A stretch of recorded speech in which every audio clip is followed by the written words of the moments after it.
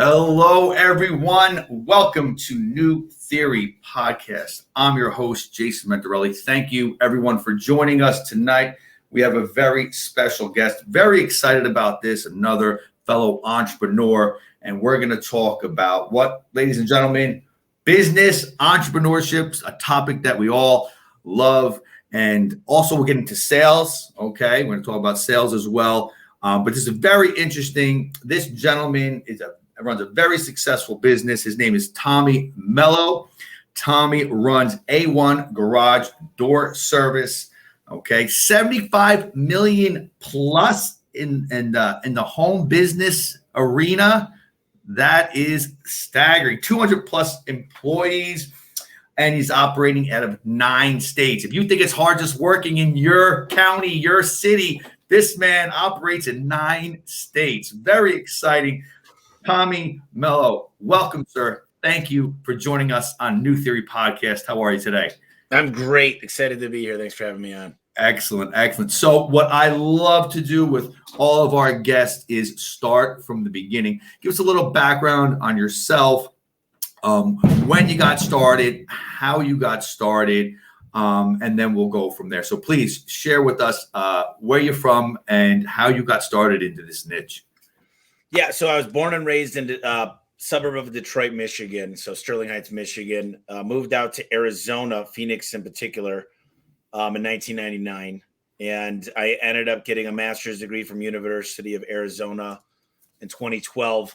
Got in the garage door business. When you grow up in Michigan, when you're a kid, the way you make money is mowing lawns and shoveling snow. So I had my own landscaping business at 15. We didn't have a car. We didn't drive. Me and my buddy pushed our mowers, and we had the mower, the blower, the weed whacker from house to house. So you know exactly what I'm talking about. And I started washing dishes, rookies clubhouse. You got to be 13 to work in Michigan. So I got paid under the table when I was 12. So just learned how to hustle at a young age. My dad owned a transmission shop. My mom was a realtor. They got a divorce when I was about 7. And my mom wanted to keep the house, so she got 3 jobs. She was a server, a realtor, and a bartender. Wow. Worked crazy hours, but made stuff work for me and my sister, who's 6 years older. But, I look at my life, and it was a blessing because my grandma got to hang out with us as much as possible. She was the best cook ever. I got 2 Christmases, 2 birthdays. Wow. I look at my life, and I look at things, and I say, I was blessed. There's so many victims out there that say, for me, my dad did this, my mother did this. I could tell you would start crying if you heard some of the stuff, but I don't look at that. I look back and I say, I was blessed. So got out of Michigan. Mom and dad live here now. They're separated still, but great friends because of me and my sister. And 2006, I started painting garage doors because a buddy of mine said, hey, do you know how to paint garage doors? And I said, no, but how much does it pay? And I was flipping cars. I was flipping both things, total gyms and buying and selling stuff and bartending and everything else. And so I could paint 10 doors a day. He gave me $100 per door. And he worked at a garage door company. He was the manager. Really? Yeah, I got pretty good at it. And hey, hold on, Tommy, give us perspective. How old are you so we can give the timeline? 2006? 38. So 38. We're the same age. Okay, good. Got it. So I would have been 23 when I started because 1983. So, and then I got into the garage door business. I had a partner I brought on and great dude, best friend still, but we went our separate ways in 2010. And there's a lot of books out there. I'm a big reader. In 2008, I got fortunate enough to meet a CPA that only worked with 10 clients, only huge clients like Matthew. His name's Matt Widows that owns Home Smart Real Estate. That's one of his clients. He's just massive success in the CPA world. And I sat down with him and he says, I don't know why I'm going to do this, but I want to bring you on as a client because your passion is just crazy. He goes, you're going to take, you will be my biggest client one day. And let's go, Tommy, I'm sorry to cut you off. Let's go back real quick. The painting doors, I'm amazed by this. 10 doors a day? 5 days a week? No, I went out Saturdays and Sundays because I also had I had a landscape business in Arizona. Okay. Either way, Saturdays and Sundays, 10 doors a Each day? day. Yeah. So Each day. And is an I got hour a door, 10-hour day? No. So what I did was, first of all, I got really good at mapping the jobs. So I'd bring in, they'd give me paint chips. So they cut out a piece of the garage door and you take them in. So I got really good at, I had Sherwin-Williams. I go to Home Depot, Lowe's, wherever I could go.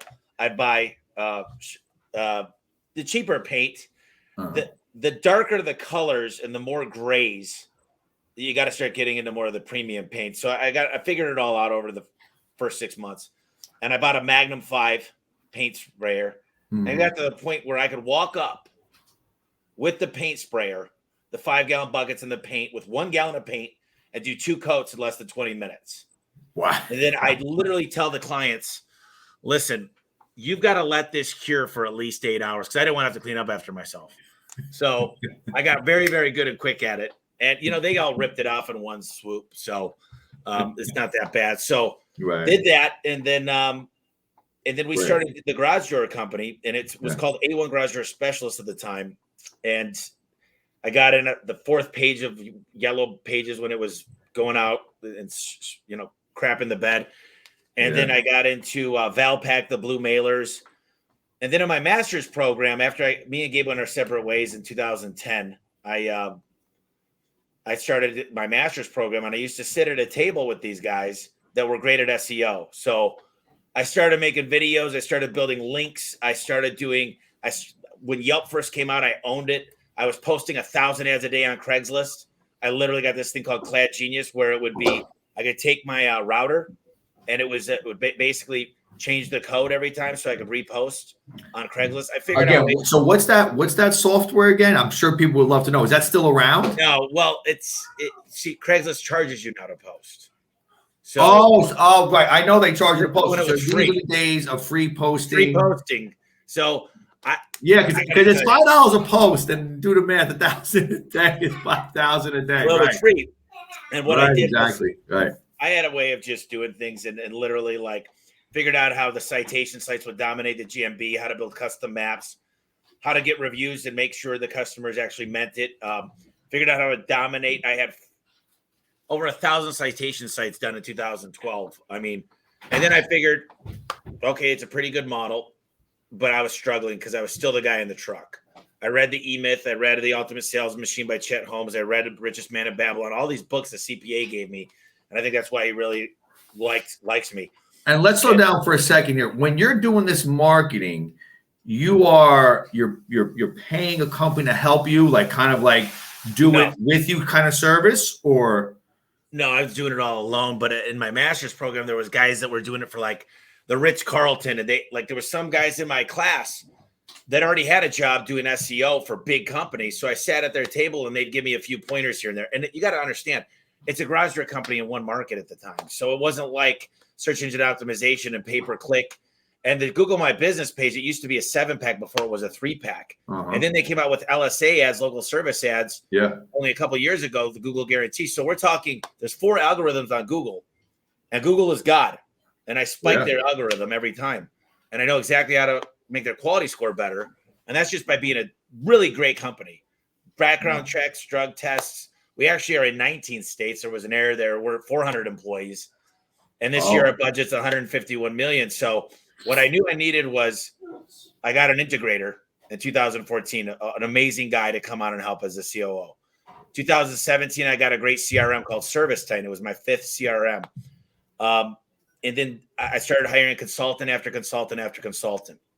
And I started learning key performance indicators, right? And then I started understanding checklists and processes and manuals and how to get an expected result. And in the process of all this, I've made more mistakes than anybody. If you want to talk about failure, you look at me. In the dictionary under failure, there's a big picture of me. I'm right next to you. I don't mind failing, though. At the end of the day, you fail, you learn.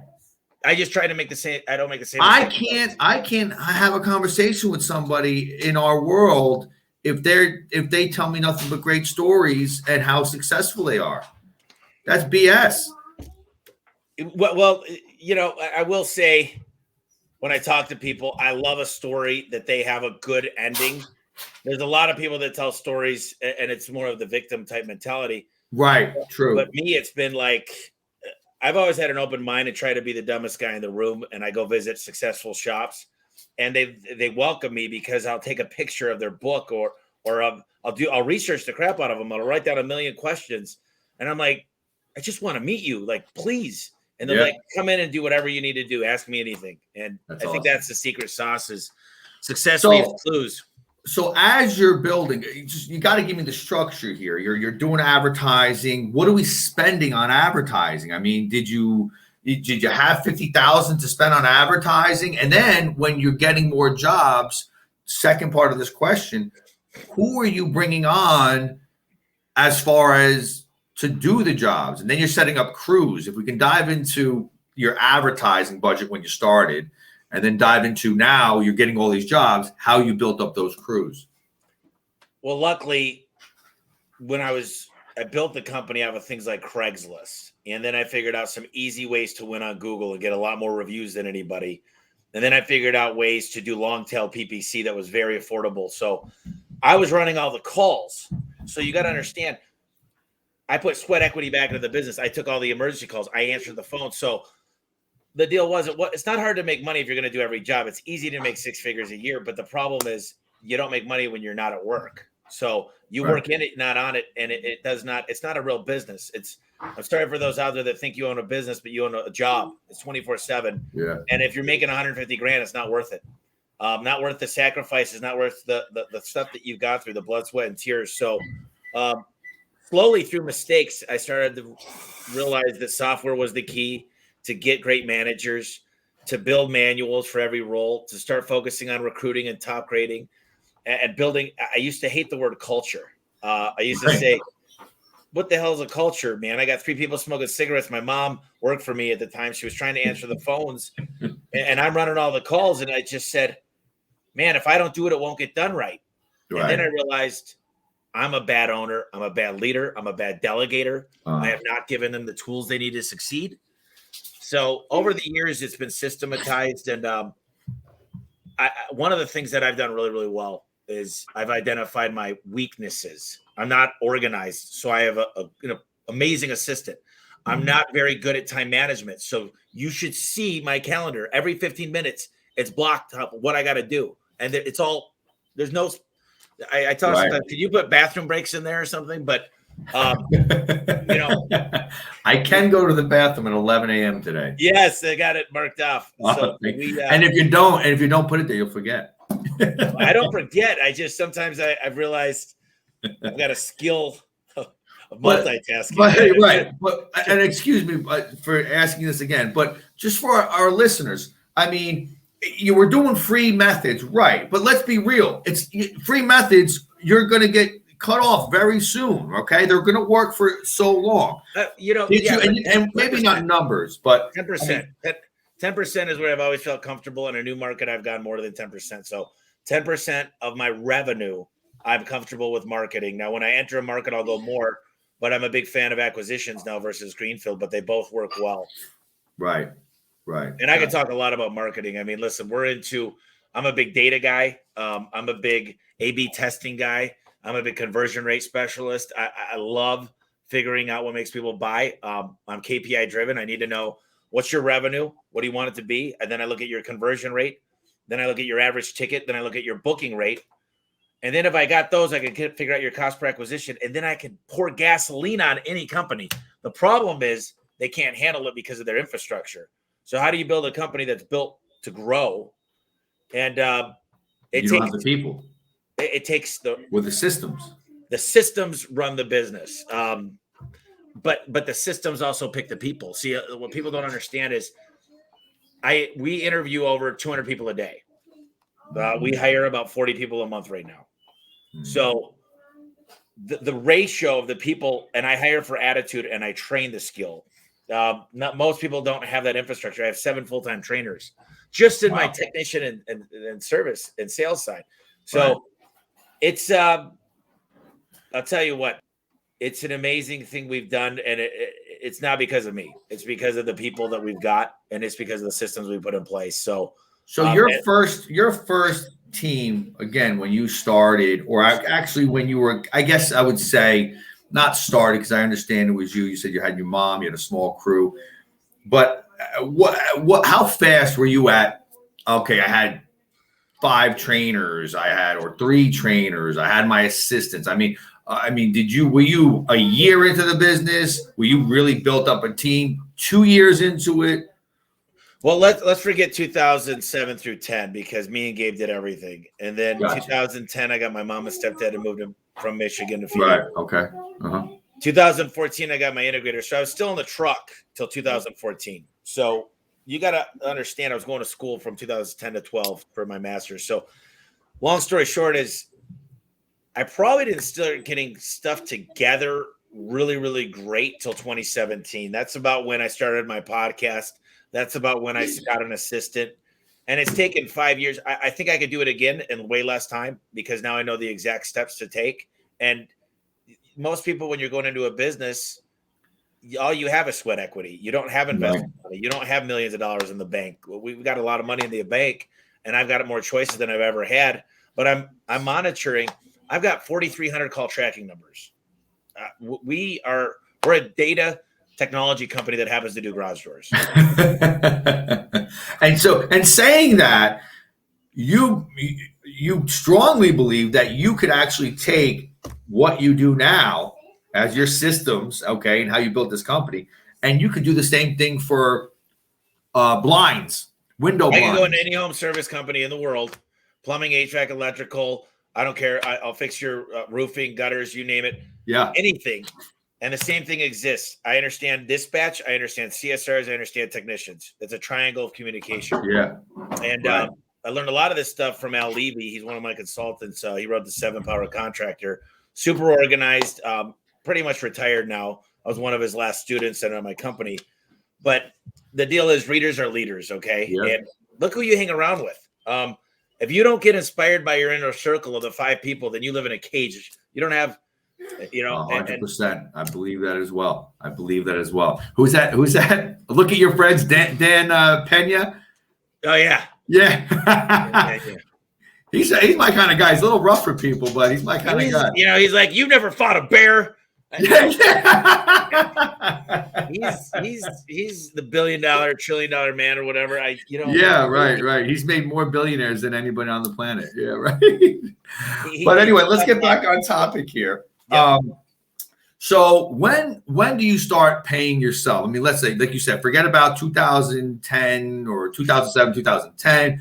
When are you like, okay, I'm making, we do this. Yes, we have passion about it, but also we got to put money in our pockets. We got to eat, right? So when did you start seeing the monetary gains from all this work? Was it 5 years? Were you hemorrhaging money, or were you able to stay afloat, break even, pay yourself, eat, whatever, put clothes on your back? But then at some point, 5 years into it, you really broke loose and started making some real money. So let's talk about that side of the business. I would say I always paid myself decent. It wasn't ridiculous. I've always given myself, but I was bartending sometimes at the same time. And I had ways to make money. I had my landscape company that I really didn't do anything with, giving me, an extra 10 grand a month. Right. But I've always known how to make money, and I know how to sell. So it's really tough to talk to me, because I'd go out there and I said, I'm not going to get out of the field until somebody can beat me at sales. And that took 8 years. And it's happened to be somebody that came from a very large franchise company that just knew more. I didn't know what I didn't know, but I took everything I've learned and I've multiplied it. I've taken it and studied human behavior and personality profiling. So what happened was, I'd say just these past years, I say the biggest mistake most companies do is they don't get control over their finances. We do a financial quick check every week. I know every single dollar in the bank. I know every single expenditure. I've got I'm in 29 markets, 19 states. I've got a P&L, or I've got a balance sheet and an income statement that we analyze each one of those, and we say, what's going on here with COGS? What's going on here with this? What's going on? And we identify the problem. So there's not a lot of people that do this. They don't run a company. Like I said, they think they do. They say we're business owners, but they're really not. Right. They don't have the financials going on. They don't understand like when I talk about this stuff as an owner now, I'm involved with a lot of stuff, but I'm not really involved in anything. It's kind of weird. Now I'm kissing babies and shaking hands and giving orientations. And right. And Grant Cardone, I'm sure everybody knows who Grant Cardone is, especially people who are on this in the audience here. But Grant Cardone, he says, I look at my numbers. I mean, you said once a week. I mean, he's like every day. I'm sure he doesn't look at everything every day, but he looks at his bank statement every day. He looks at his P&L. He looks at his market. He knows the sale number every single day. And that's so important to know where you stand. Hey, come on. It's like in sports, your last game, how many hits did you have? How many catches did you have? How many completed passes did you have? Those are your stats right there. Look, I got my CRM open. I got 4 monitors here. And I'm in my CRM. I'd say I check it 5 times a day. And there's certain custom reports that I have that are built for me that are really, really high level. But I can tell you my revenue, my missed revenue today, my booking rate, my conversion rate, service versus sales. I know exactly what my marketing's doing. I know every time I missed a call, 309 booked calls today. I know my top CSRs, their booking rate. Everybody here's on performance pay. I was in my office years ago in another building, and someone came in and we started to have to give yearly reviews and give these hourly bonus crap. And finally one day, a guy calls me up and he goes, dude, thank you so much. I made $3,000 this week. And I jumped up and got excited. And because he was on, I don't like the word commission. He's on performance pay because we do a lot of things. We check at the reviews, the errors, the recalls, and that's implemented into the stuff. But he's motivated like I'm motivated. And so we came up with compensation programs for everybody. I've got CSRs that can make $30 an hour, but they better book a lot of phone calls and have a 90% booking rate. They better show up on Mondays because that's the biggest day. They better not have a lot of errors. Don't put street instead of avenue, and have a good tone of voice, which we monitor. So those are all things that I think, and I got to tell you, as great as this all might sound, every business, if I was to walk into your business, I could find a ton of issues. And you can probably walk in here. There's no business that if a consultant walks in, they'll say, give me your USP. And if you don't have it at the top of your head, they'll say you failed. Well, consultants aren't getting paid unless they come up with a bunch of problems. True. They work on problems. Not they work on problems. They work to tell you about the problem so you can keep paying them. But either way, there are some good consultants out there, though. Either way. There is. And I believe in consultants for sure. Yeah, right. So now we've gone over what you've built up, how you put your systems into play. Right now, today, how does your sales work? I want to get into this, okay? Okay, we know the advertising. We know what you're doing ad-wise, okay? Now it comes in, whether it be through your website, they fill out a contact me form and so forth. Now, where does that lead go? To who, where? Let's bring us through that sales process. Right. So the marketing is everything, right? There's a message that's given. I just was in Austin, Texas with the Wizard of Ads. His name's Roy Williams. He writes content for some of the biggest, largest companies, diamond brokers, home service companies, billion-dollar companies.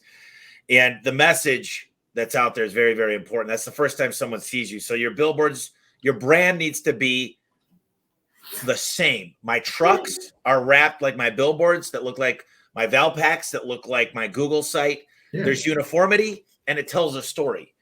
And there's a story brand behind it. And, our goal is to be the largest and most trusted garage door company in North America. So the branding out there is we're not the cheapest. My dad always taught me you could have 3 things. You could be the best with the best warranty, the best parts, and, you could do a great job. Number 2, you could be the best time on their schedule, come out the same day. Number 3, you could be the cheapest. I always say you can pick 2 out of the 3, but you can never be all 3. You pick 2 out of the 3, here's what you get, because the best guy with the best parts that gets out the same day is not the cheapest. I promise you that. No. It's I got a mechanic in Milwaukee. It's one of my bigger markets. He's amazing. The dude is honest. He does a great job. He's booked out 7 months right now. I can't use him. So you're not going to get all 3. And I decided a long time ago, I'll be the best value, but I'm not going to be the lowest dollar amount. I sell oranges when everyone else sells apples to apples. So, right. We talk about this process. and I can run you through the process. It's basically you book the phone call, but we live up to the expectation of our name. We're A1 from day one, baby. So Gotcha. we got to live up to that. Right. So depending on the market, that lead goes to into the CRM, and then every day we've got what's called capacity planning, and we've got to build routes and make sure that we've got room in there to get emergencies, and we got to be able to move things. So the dispatcher's job is to get the right tech to the right property at the right time, be able to move things, be able to understand demand capacity boards. The CSR's only job is to book it and book it right. And then the technician's job, our software texts the customer on the way. It's got a Uber-like feature, tells them where he is. And then there's so many things that we need to do right. All my guys are drug test, background check. They all smile, eye contact, body language, tonality. Right. Yeah. We train. When they're done training, we train again. And then we role play again. Right. And I'll play with your dog. I'll ask a lot of questions. This is a beautiful home. How long have you lived here? And so the sale's not done yet. When the technician goes out, he still has to sell. I mean, the appointment. We don't diagnose over the phone. That's not what we could do. So right. Good point. But what I'm saying is, they're still. I mean, it's like any other home service. When the technician goes out, he's got to make sure that he can nail his deal, because they can say, okay, just write up a quote, and they're going to go call 5 other companies. And the deal is I always offer something on the way. So, hey, I'm on my way over there. And I'm really excited. I'm smiling when I'm on the phone. And I said, just so you know, I'm stopping off at 7-Eleven. If I could grab you something, and coffees, maybe something for the kids. And don't make me surprise you, because I don't want to show up there with a Monster and you hate Monster. And they're like, they'll always laugh and they'll say yes. And if I can get them to allow me to buy them something on the way, we've got to wait for our guys to expense that right off. And it's the law of reciprocity. That's already like, who the hell is this company and who's this guy? No one's ever offered me something that's coming to fix it's the experience, right? And so we text them on the way, we call them on the way, we offer something, we make sure we park in the right spot, we've got everything planned a certain way, we ask a lot of questions. And the goal should be to diagnose the person before the problem. We're a doctor the minute we walk in that garage. What does your doctor do? You know what your doctor does? First, you fill out a bunch of paperwork. Then you sit there, check your height, check your weight. Then they're going to put something in your eyes, your ears. You're going to test your back, tell you cough. And when you hit a certain age, other funky stuff goes on. But then they sit back there and they kind of put their hands behind their back, standing in the corner. And they'll go, let me ask you a few questions. What's your diet like? Do you smoke cigarettes? What's going on with your alcohol consumption? How much sleep are you getting? Any drugs? Anything I should know about? Anything uncomfortable? And then they'll say this, based on what you've told me, here's the diagnosis, here's the prescription. You need 2 of this, take 2 of these, blah, blah, blah, blah, blah. Do you ever say, oh, geez, doc, how much is that? No. You say, this is what I need to get better. Yeah. And we are doctors when we're doing what we're doing. We're Tiger Woods on the golf course when we step into that garage. Yeah. And when we're in there, we got to do what's best for that client. Now, if their goal is to live there for 20 years, it's different than if they're trying to flip the house and if they're a realtor, I'll say, listen, I'll get you past inspection. We'll get this. We could do what I like to call it's a short term. It's not going to get you for 5 years, but it's economical. I hate the word cheap. Yeah. And I never say recommend. There's certain words I hate. I've got a whole list of words. I never call it a contract. I call it an agreement. I never say this is what it costs. I say this is the investment. Lots of little things, the subtleties in the wording, the question asking, knowing when. You go out with any of my top guys in the company, everybody goes, that was easy. And I go, but what you didn't see is the way they waited to say certain things and the eye contact. And they started to react a certain way that when you watch a professional, the best looks like it's easy. They didn't have to overcome a lot of objections because they knew when and how to ask. They knew how to. They already handled the objections before. Yes, exactly. They diagnosed those issues already. They attacked it before it could even be asked. It's interesting because I do a lot of real estate as well, and we've got a lead company for motivated sellers. And I tell people, when you're sitting at the table, first of all, never ask somebody, oh, you're a motivated seller, blah, blah, blah, blah, blah. Okay, first thing you do is say this. It sounds awesome. It's a great opportunity. Everybody wants to know, what are you trying to sell the house for? No matter what, they're going to lie to you, okay? Of course. They're going to tell you whatever they just sell on Zillow. So the goal is to get into their kitchen table, okay, first and foremost. And by the way, my new training center, 7,000 square foot, I'm building a kitchen and a family room. And it's real life scenarios. I got a motorcycle going in there, so you can talk about the toboggan. I've got skis. So find something in common, and then you show them you're genuine, right? And then here's the thing. Here's the question. You tell me this, Tom. I want this for the house. I'm thinking about listing it rather than selling it for cash. Let's just do that then. My buddy Jim Krautkamer told me this. Let's just do that then. Yeah. And, we'll get down to the details after, but let's just do what you want to do. Let's just do that. The one thing I could tell you, my tip to every service provider out there is I got my money clip in here. You start the work. If you call me out there for a keypad, I don't start there with an inspection. I install my keypad, then I do a courtesy inspection because I want you to make a buying decision to use me. And that's one of the keys to success is if you call me out to do an oil change and I'm a mobile mechanic and I go there and tell you about your muffler, your head gasket, this, I'm going to say, leave me a quote.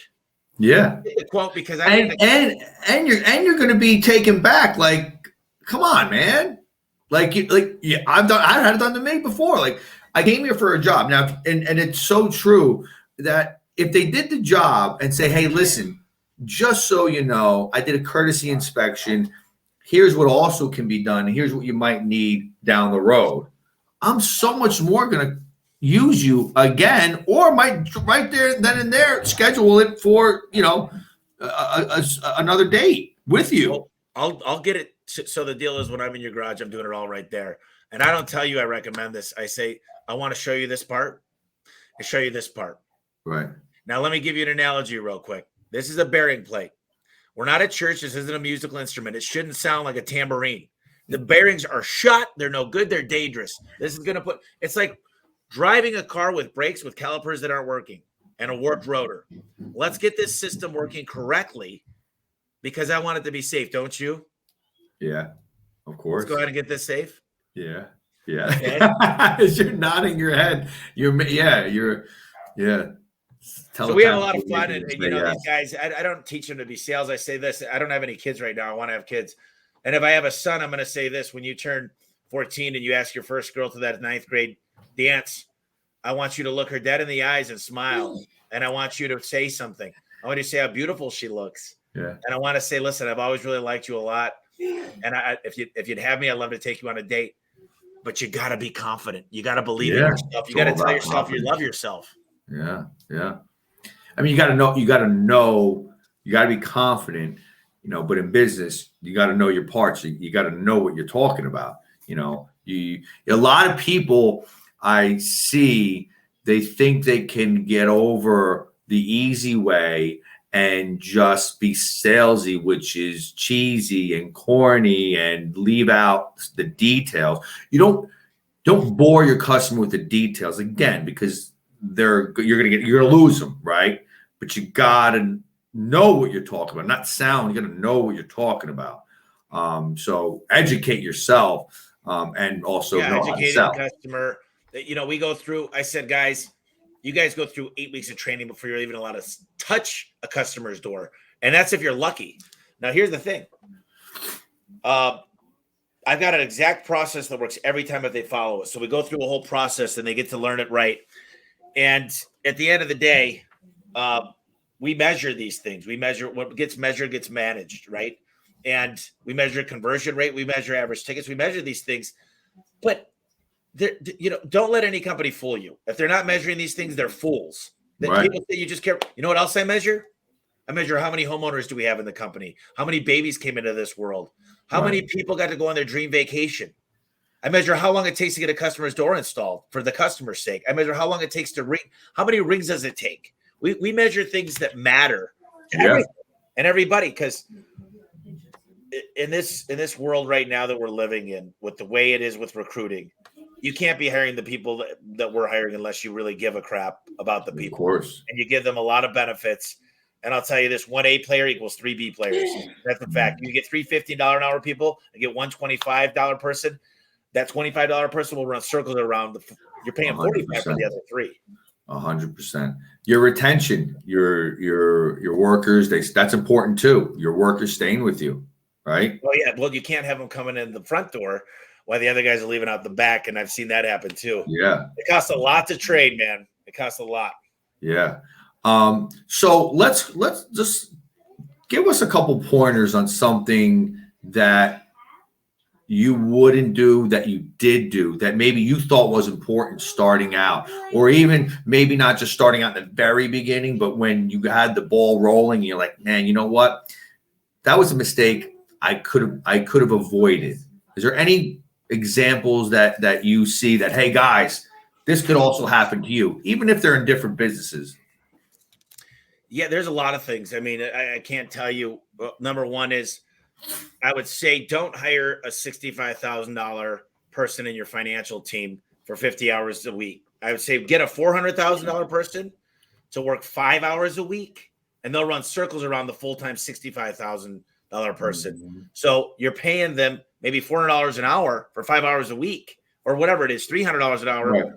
But whatever it is, Mm-hmm. keep control of your finances. Number one. Number two is you started the company with nothing. It paid you money. You could go out and pay yourself and say, I deserve all this stuff. We deserve an RV. We deserve a snowmobile. We deserve. But if you start putting the money in when it really starts to pay and reinvest, it starts to quadruple, then 10 times, then more.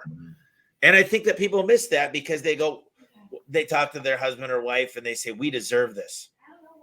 The business brought you this. I've got a little bit of ADHD. And I think most entrepreneurs do it. And I'll tell you, all of a sudden we hear about the guy flipping houses. And then we say the guy that bought the bar. And then we say a guy that's doing this.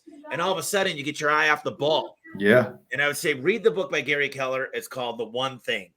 And if you get a chance, read Essentialism. And you'll understand that if you put my buddy, I put this in my book. My book's called The Home Service Millionaire. And I said, dude, I like to have my eggs in a lot of baskets.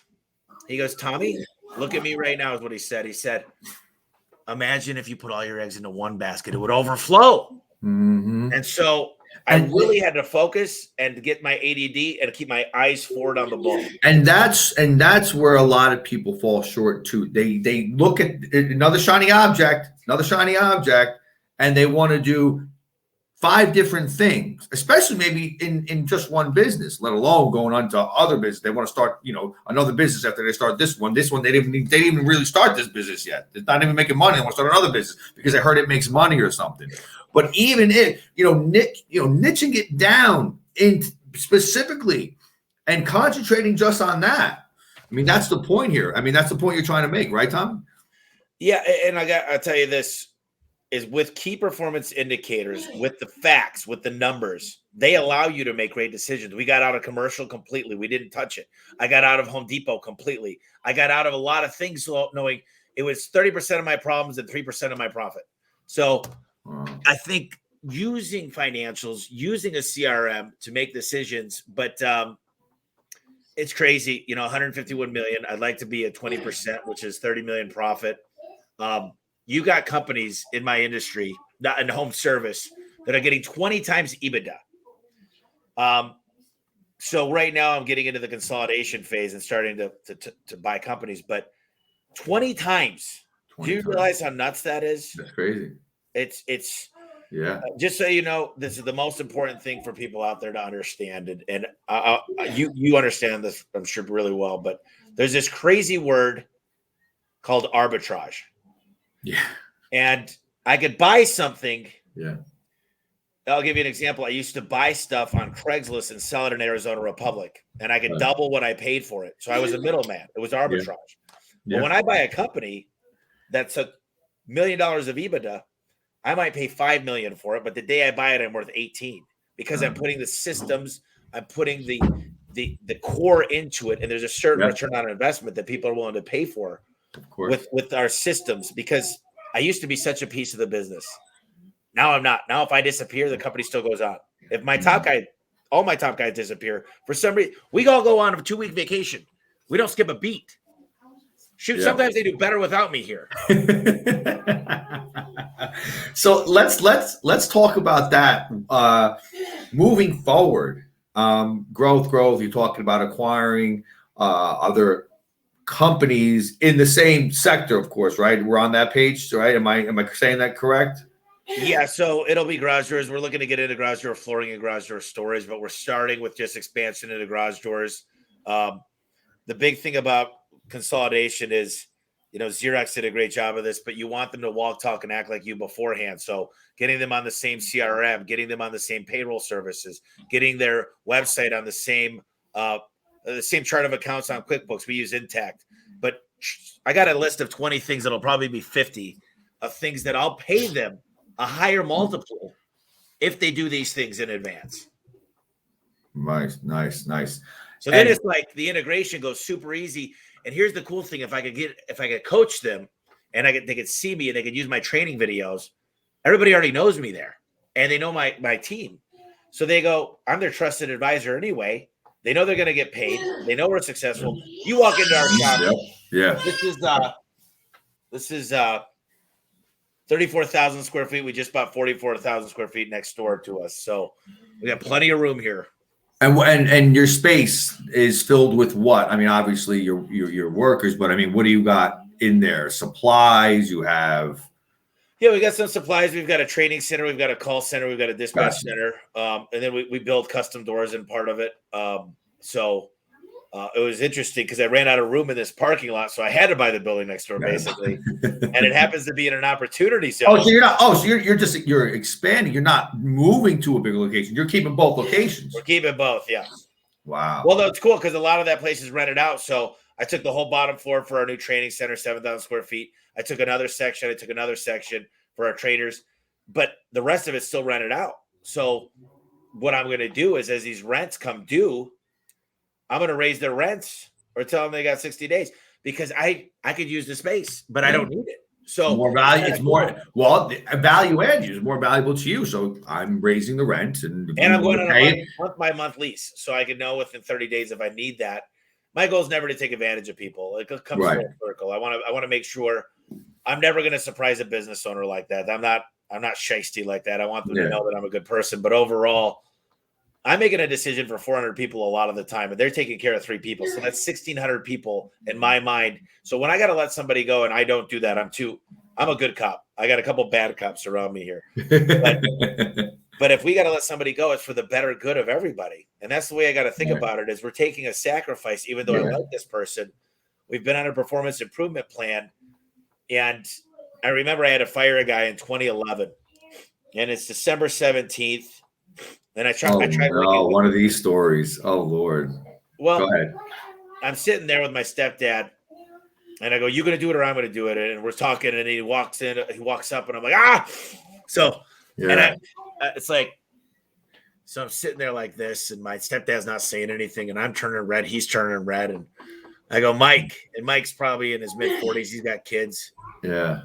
I'm like stuttering. I'm like, "Dude, I like you a lot. I just can't afford to keep you on the schedule." Is what I said. And he goes, "Are you effing kidding me?" He goes, "It's Christmas, and I got kids." And I go, "I know, but we can't afford you losing money for us." And this is, I wasn't good at business, man. This is like, and I got to tell you. Did you end up firing him, or did you say, "We'll work this out"? No, we fired him. Yeah. So when it comes to laying people off or firing people, is it obviously if somebody's a total jerk, you don't want them in your organization at all. But really, is it look at the charts, look at the numbers, and they're not meeting our standards and see you later? Or is it they're not keeping up with our standards? We need to retrain this person. We need to figure out what's going on, work with them for X amount of time, 30 days or whatever it is. And then if it's still not working, how do you look at that and letting go of somebody or giving them another chance? So if you got a will, I'll find a way. I met a billionaire one time and he said, "Tommy, I've only had 2 people to quit for me. And I run huge, massive companies." And I said, "How is that possible, dude?" I'm like, "Really?" And he goes, "I micromanage the crap out of them. I'm on their butts, or I got somebody on their butts all day, every day." And he goes, "Either they get good quick or they quit." And he goes, "That's how you've got to do it." He goes, "You've got to be on them so hard that you're either forcing them to change their behavior, but I'm not going to do that unless they want it. So they're not going to want it. They'll quit. They go, especially in this day and age, they're going to go, I can get a job anywhere now. They're, so, but it's hiring for attitude too. It's literally, what we do is we do a lot of fun stuff. We went bowling the other day, had a lot of people out. And I try to get those magic moments on video. And I don't do this for the videos, but I've got a great rating on Indeed and a Glassdoor because I asked. One of the first things I say to win, you got to ask. The reason you'll have a date is because you asked. So, we get these magic moments on video, and people always tell us, they're like, is this even real? Do you guys do all this cool stuff? And I'm like, shoot, we got Golden Tea, a big buck hunter in our game room. We got popcorn machines and freaking coffee machines. And but here's the deal. You don't have to have that stuff. You know what you can do? Right. People go, Tommy, I don't have that kind of money. I'm like, have you ever heard of Costco? Yeah. Have you ever heard of Bisquick? It's this stuff that makes pancakes. Yeah. It's like $20 that it'll make enough pancakes to last you a year. Like, so true. Could you make pancakes for your employees or do something cool sometimes or just act like you give a crap? Yeah. Did you actually do you want them to have good credit? Do you want them to have a safe card of work? Do you want you hear business owners complain about there's no loyalty in the market with their workforce or the workforce. And it's funny because a lot of business owners aren't loyal back and they don't show appreciation, so we are in a time where employees are saying, well, I'm going to give, 60 hours a week to your business. And I'm sitting here making you a ton of money or whatever. It's a good employee.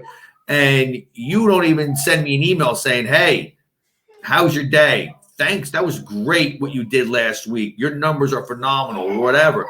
And if their numbers dip, it's like, oh, see you later. So then there's no loyalty with the employer either. So how do you balance that out in today's workforce? I mean, you bonuses are involved here. I mean, we first of all, it's interesting because this morning I'm working on an infographic that shows people a career path. I want to show them what happens if they stay here. The benefits are dialed in and there's appreciation in the workplace, but we just hired in the last 2 weeks a dream manager. Their job is to help our employees accomplish their dreams, fix their credit, become homeowners, and really find out what's important to them. If they want to go on a trip with their dad fishing that they've never gone before, then we got to make that happen. So, my vision has to be big enough to cast a vision for 400 people right now. Yeah. To make sure they're accomplishing their goals. And I'll tell you this. Now for me, it's legacy. I've got enough. I've done well, and I'm fortunate. I thank God every day. And this is not me gloating by any means. So now it's like, holy crap, who can I take with me? Because I'll tell you what, don't enjoy the destination, have fun on the journey. And I'll tell you what, we're taking 40 people to Cabo. That's awesome. On March 4th. That's awesome. It's cool, man. And they made the Pinnacle Club. And that's and you have steps, Pinnacle Club or whatever it is. Pinnacle Club, man. We came up with this and we do all kinds of stuff, man. It's so much fun. And I get up there every week. 2 weeks ago, I wrote down Believe on the whiteboard. 220 employees were there. And on Zoom, a lot of it Zoom. There was about 70 guys in the room. And I said, guys, if you believe in me, you believe in A1, you believe in our process, then I'll believe in you. And it'll shine. I said, if you don't believe that we're the best, then tell me why and I'll fix it. But if not, we need to believe together. But Tommy, is it really an open door policy? I mean, come on. A lot of people want to gloat and say, oh, anybody can approach me, talk to me. Do you truly believe that you have an open door policy and anybody can come to you and say, we don't like this or I don't like this. Can we change this? And you're open ears. Well, now I say this. I used to be like that. And now I say there's a ladder. And you got a direct supervisor who has a supervisor who has a supervisor. Look at the org chart and respect the chain, because if I go in there and disrespect my managers, that's way worse. But I'll tell you this. I write down during my orientation my cell phone number, and I say, if you got bad news, call one of those three people. I don't want to get it. You got great news, you have a breakthrough, you do great, you're happy, then I want you to text me and I want a phone call. I was in the military, so I'm a strong believer in the chain of command. Like, we have these people in this place so they can handle it. But yes, those people that you report to can come to me with those issues. And if it comes to me, and it has, and when it's moved all the way up the ladder, I've gotten involved. But if there's a chain skipped, it's a real issue. These people say they feel taken advantage of, and they feel undermined, and the management, they need to feel empowered. And I respect their decisions if it's based on facts, but you got to show me the facts. I don't want to make decisions based on what you think happened last weekend and why they called out sick. It's not your responsibility to figure out if they had COVID. There's just certain things. COVID's thrown a big ringer in this whole mix, and I got to tell you. Oh my God! I got to tell you this, and I'm not happy about this nasty virus, but I'll tell you this: during adversity, we strive. We strive so much better. You give me a bunch of lemons, we're drinking lemonade today, buddy. I'll tell you that. Yeah. Do you watch the show Billions? I've watched it a lot. We've got that gal in there that's kind of she's with the prosecutor. I've seen like the first season. Okay. Well, anyway, the main character, the billionaire on the show, he has a right-hand man. His nickname is Wags, right? Yeah, I know what you're talking about. Yeah. Anyway, that gentleman, do you believe when you reach the heights that you've reached, there's a person in your organization that literally knows every move you're going to make next, that is your right-hand man or woman? Is that something you believe in? Do you have somebody in your organization like that? I do. And Adam, it's if you read the book Rocket Fuel by Gino Wickman and Mark Winters, it explains that Walt Disney, he was a visionary. Right. The visionaries always need a good integrator. With Roy Disney, his brother that no one really knows about, Walt Disney didn't know what was in the bank account. He didn't know what he had to get by the contractors for the rides. He didn't know anything. He had an imagination. He was a visionary. He lived in the clouds. That's me. And I need good people. Thankfully, I've got a strong brain for math, and I actually can appreciate financials. But the fact is that I need – but what happens over time is you can't have two visionaries. You don't want to find like-minded people for a visionary, because then you guys get ideas all the time. Nothing gets done. Right. So now I've had multiple integrators, and it's weird because I will tell you my top guys are still my top guys, but now I want to consolidate 100 companies. So I had to go out and find people in the last couple of months, and I'm still bringing on a couple that have been where I want to go. I do not want them to learn on my dime. Yeah. I do not want to have them to I'm literally bringing on people now that say I've done this before. I've done an IPO. I've literally done an exit. I know, I understand these, and it doesn't need to be an IPO. It could be, there's a lot of ways to exit, but options are great. But the fact is a lot of times I've done a pretty darn good job of reading a lot of books, getting a lot of consulting, and I'm always trying to grow. And I had there's this company called Nextdoor Network. They do HVAC plumbing consulting. And the CEO sitting here, we're good buddies. And he goes, Tommy, you're going to take over the world, dude. I love you. You're great. But he goes, my question for you is, how the hell are you going to make as many leaders in the amount of time? He goes, how are you going to develop people? Right. And so that's been on my mind, is how do you develop people? But it's done through a lot of TLC, and it's done through a lot of understanding. I sit there at meetings, I got to tell you this, and I go, I literally joke around like this when some of my guys are up, and I walk up there and I was like, now who's ready to get the meeting started? I'm like, everybody raise your hands, take out your cell phones, and tell me who you're going to call today that's going to inspire you. Yeah. I'm like, guys, this is the real deal. And I lower my voice and I say, guys, do you understand what that means? Do you understand? And I got a microphone, and it changes the game. And that's the deal. That's what I got to do. I know my role. But my integrators sit around and they take care of things. They see it to fruition. They make sure stuff's getting done, because quite honestly, I'm here to network.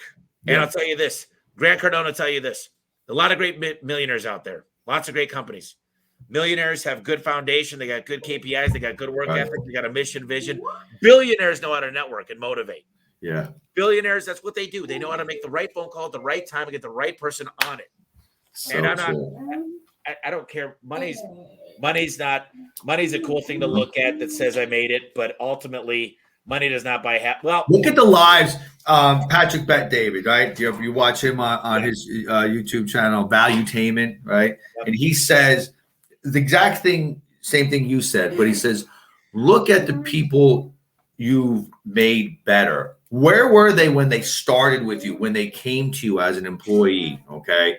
And where are they now? And whether they're still in your organization or they left, if they're in your organization, are they better? Are they in a better place, whether it be financially, in their life? Okay. Did you help better them?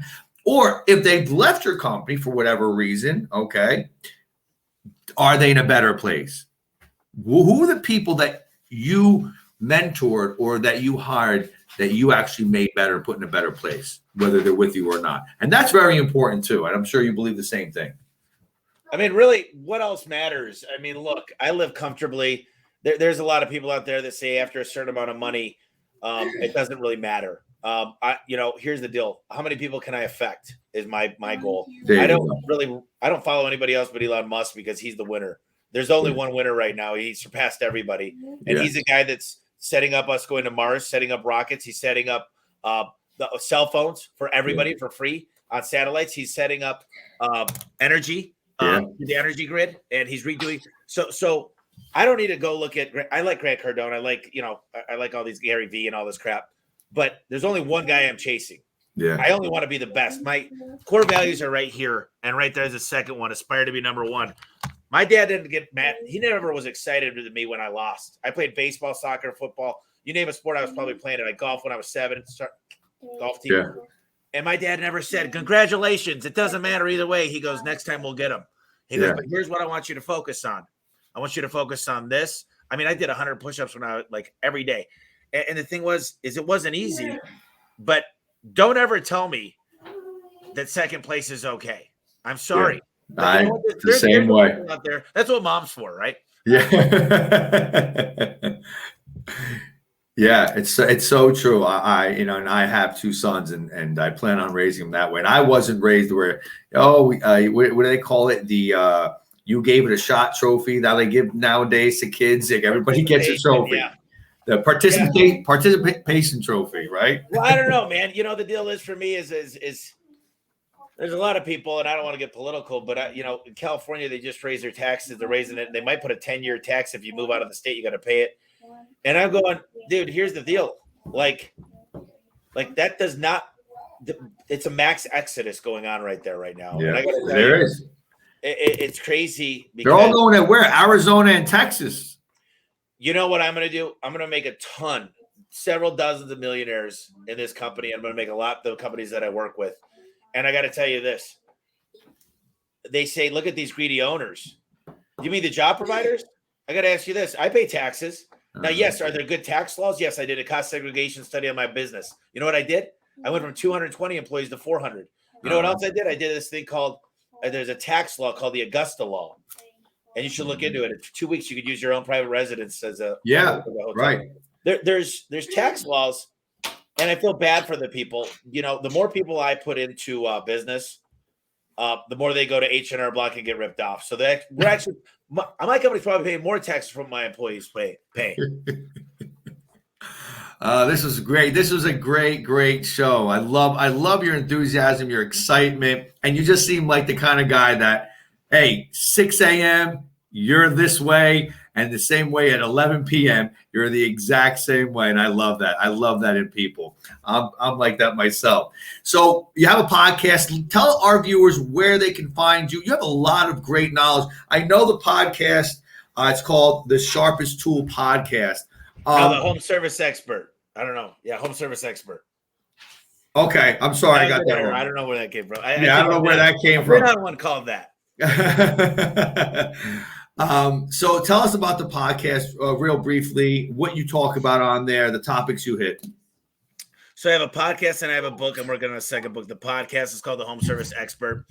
we talk with different software companies, different business owners. I've had Michael Gerber. I've had Gino Wickman. I've had lots of guys that have done exits, how to build a company that's worth a ton of money. I've had the guy that John Warlow that wrote built to sell.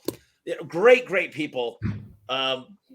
We go through and we figure out what motivates people and what needs to happen in our business. It's really an entrepreneur, specifically for home services, but a lot of other people listen to it.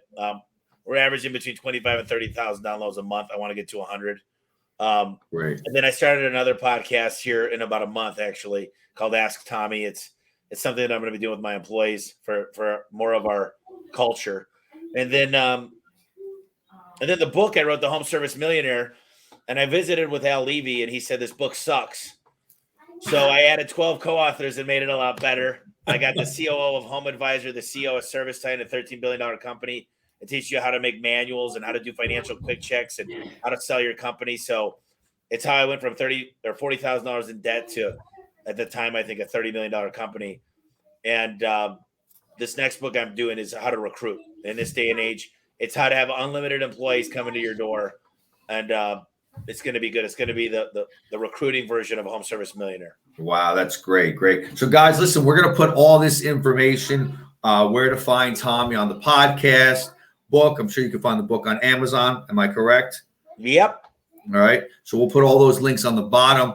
Tommy, Mello, this was a fantastic interview. I appreciate you doing this. Learned a lot here, not only about you, but about the business, about sales and entrepreneurship.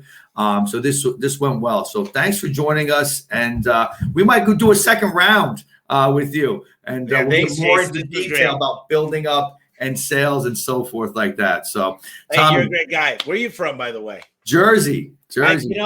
I was going to say New York or Jersey, but I didn't want to. Yeah, I don't know. The tan, the hairstyle, and maybe the voice gave it away. Jersey, sure. Yeah. I'd love to hang out in person. Listen, let's touch base if we're ever in the same area. That would be great. This is what I do. I'll tell you this, and I'll close with this. I'm sorry. But when I go see somebody that I like, that's cool, whether it's a server that I want to possibly work with me, I usually get their phone number and I text them and I bug them to come and do a ride along or something. I don't wait for them to call me. So that's great. Just know that, Jason, I might have to track you down, but I might take you up on that. I plan on going out west with my wife and family, so I might take you up on that. Awesome, man. Well, thank you. Mello, thank you so much. It's been a pleasure. You're a gentleman. And listen, good luck to you. And listen, we'll be in touch. And be well, my friend. Sounds great, brother. Thank you. Take care. What was that?